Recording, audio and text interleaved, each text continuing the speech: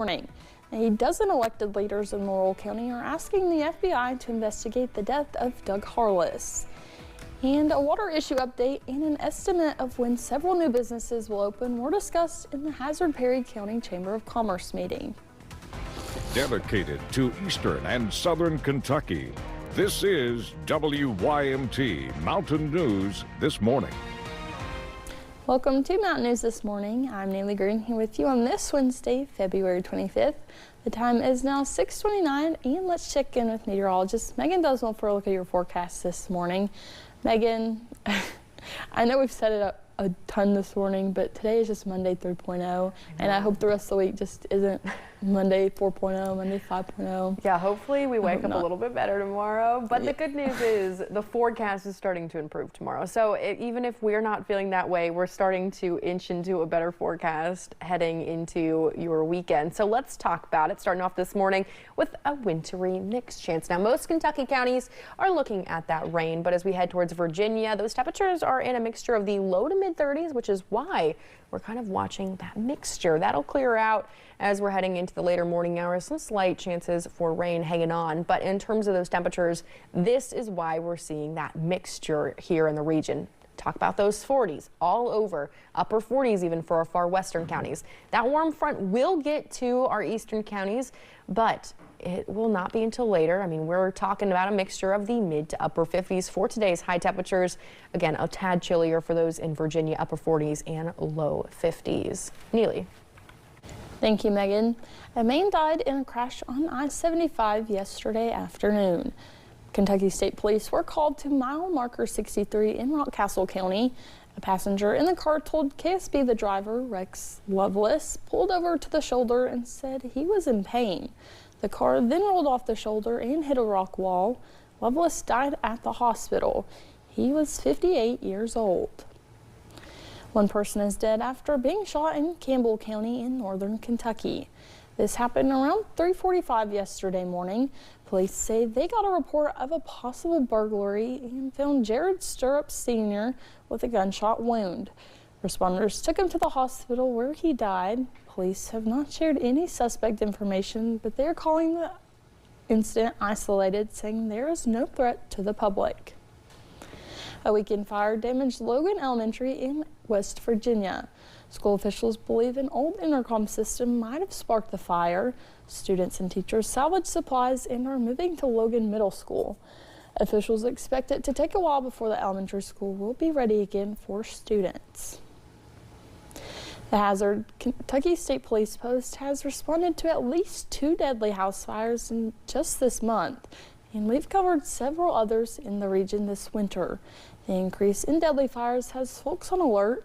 WYMT's McKinley Calandrino spoke to troopers about what they've seen. A house fire in Letcher County claimed the life of 70-year-old Robert Mullins early Saturday morning. Officials with Kentucky State Police say it happened on Highway 343 in the McRoberts community.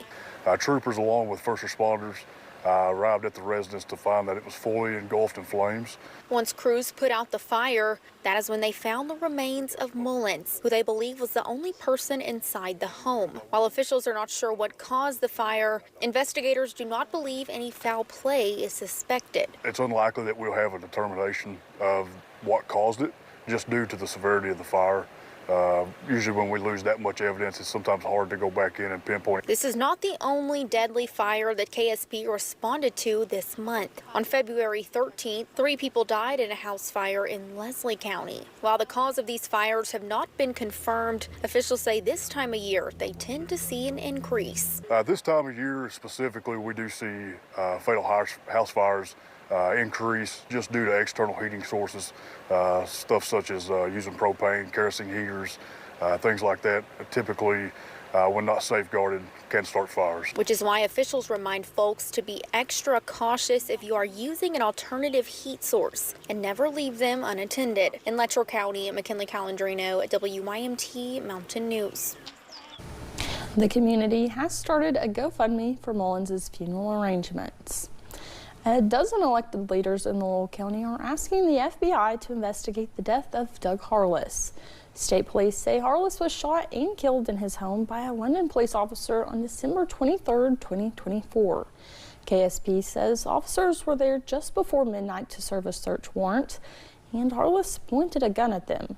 However, dispatch audio later revealed officers may have been at the wrong address. Last week, a grand jury decided not to indict anyone in Harless's death. Laurel County Coroner Doug Bowling is one of many leaders who say the decision has people afraid something like this could happen to anyone and that justice wouldn't be served. There's people in Laurel County that are hurt right now. There's people that are scared, afraid that this might occur again. County officials have not received any word back from these federal agencies on whether or not they will take up the case. In response to community outrage for a decision made last month, the Pike County Fiscal Court voted 3-1 to pull out of a host community agreement between the county and private landfill company. WYMT's Buddy Forbes was at last night's meeting. I'm just going to make a motion to rescind it, Judge. I'll say. A packed fiscal courtroom cheered for its commissioners Tuesday night as they voted against Pike County Judge Executive Ray Jones to pull out of a host community agreement with a private landfill company. I haven't been real happy with it from day one, you know. I think it's the best thing for the county. In January, all three commissioners and Jones voted in favor of entering into an agreement with American Land Reserve, later telling the public the plan was to allow the company to explore the potential options for planting a landfill in the Myra community. But public outcry and more time to dive into the details of the agreement led to all three commissioners changing their minds about the contract. I was under the assumption that it was an exploratory contract, and I was all for exploring to see if we could have jobs. But then once I began to read the contract and seek legal advice on it, I found out that it was not exploratory. It was a legal binding contract. So they called the meeting Tuesday to ask Assistant County Attorney Roy Downey to address the possibility of rescinding the agreement, saying the next administration will likely vote no on the development based on statements from the candidates who are running for the next election. And the county will be stuck with a larger bill for cutting ties the longer it waits. But Jones encouraged the commissioners to give representatives from the company time to speak at the next court meeting before making a decision. Just maybe there's two sides to the story. And just maybe it would help, just maybe it would be fair to give some other party to a contract the opportunity, because none of you know anything about them or have heard anything other than what you've seen on social media. He also raised concerns about the commissioners deciding to change their minds on the vote after seeing the public response, asking why they voted in favor if they did not feel they had all of the information to do so. You're just now reading the contract? Well, we just got it 3 minutes before we voted, Judge. Well, nobody. The commissioners claimed they were excited about the potential for jobs, but Lewis says he did not have the legal knowledge to vote when he did. You're grown men, and nobody made you take a vote. You could have said, no, I'm not ready. Nobody made you vote. After an executive session to discuss some of the legal ramifications of breaching the contract, Commissioner Bubby Adkins told the crowd they would vote next week after hearing from the company. However, voices erupted again with a call to... After which a motion to pull out of the contract was made by Lewis, before all three commissioners voted yes and Jones voted no. You know, we already had it brought up, and the way things get pushed through around here, sometimes it's best just go ahead and do it while we're here tonight. With each official saying they just want to do what's right for the people. In Pike County, Buddy Forbes, WYMT Mountain News. The next regularly scheduled fiscal court meeting is on the calendar for Tuesday at 5:30 p.m. The Kentucky Educational Development Corporation has announced it is reinstating their partnership with LifeTouch Photography after a review. The KEDC had suspended their partnership with LifeTouch due to the company's parent company connections with Jeffrey Epstein. The KEDC said LifeTouch will be reinstated to their preferred vendor list. However, member districts can choose the vendor that best meets their needs. Water issues update and an estimate of when several businesses will open. Those were just some of the topics discussed in yesterday morning's Hazard Perry County Chamber of Commerce meeting. Hazard Mayor Happy Mobilini and Perry County Judge Executive Scott Alexander shared the new Black Gold Plaza Shopping Center stores, including Hobby Lobby and TJ Maxx, are expected to open in May. And an Ultra 4 off-road racing event in mid-October is anticipated to bring thousands of people to the region. The two also discussed the Buckhorn Water Plant, which is expected to resolve many water issues seen year after year. That's the only thing that's going to solve how much water that we're using during the winter months. And so I'm excited that that plant's going to come online, and it will make a huge difference. I will never tell someone we won't have a day or two without water, but we will not see those 7, 8, 10 days of people being without water once that plant comes online. Alexander says they are celebrating all the potential new jobs being brought to the area, even if it's just 1 or 2 at a time.